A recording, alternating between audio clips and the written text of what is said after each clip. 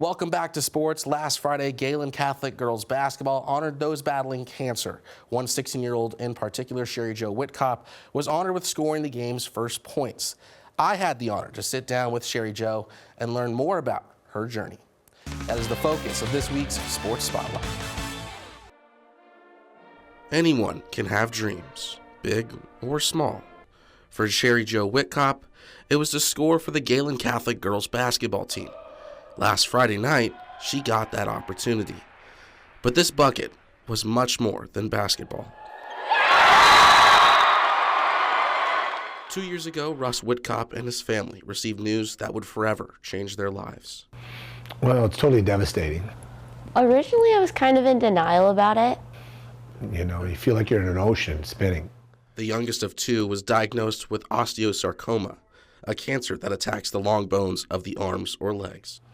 Is when we got the MRI and PET scans, and that's when it became utterly clear how bad it was. And literally you shake in your soul and your whole being. Over the next year and a half, Sherry would undergo numerous surgeries and treatments to fight and remove the cancer.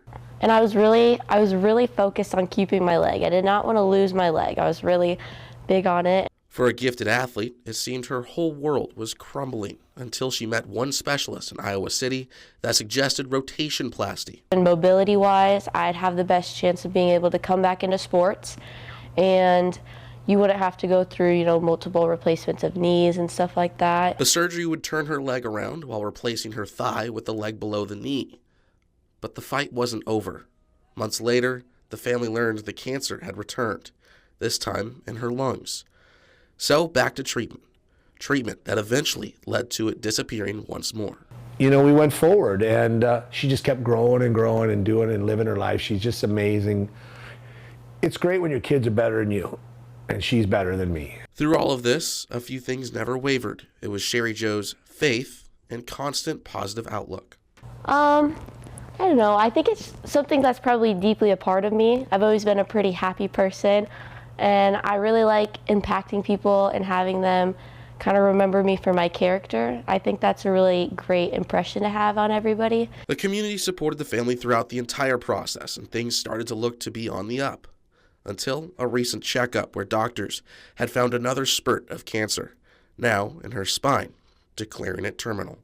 I absolutely want to have as much time and forever with her here on earth, because no parent wants to see their child pass, obviously, and and the pain that my wife feels, and her sister, and can't do nothing about that but love. So that's the thing that gets you.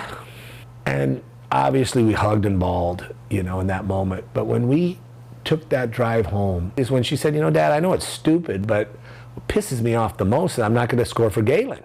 So once again, the community came together on January 16th to support Jo and her dream.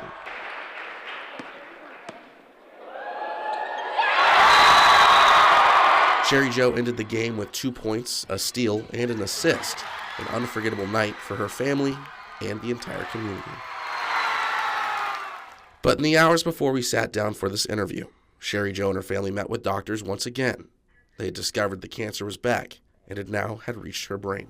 I'm pretty good with, I know what's happening, I know what my odds are, and I know I want to beat my odds, and I just want to keep on moving forward, keep on pushing through. And I really, if I do end up with God, so be it. That's my journey, and I'm really accepting of that whatever God has in store for me, I'll do pretty happily. Jo and her family couldn't be thankful enough of the constant support of their community, Galen Catholic students and staff, and of course our doctors over the past couple of years. We're all rooting for you, Sherry, as you continue to fight this battle.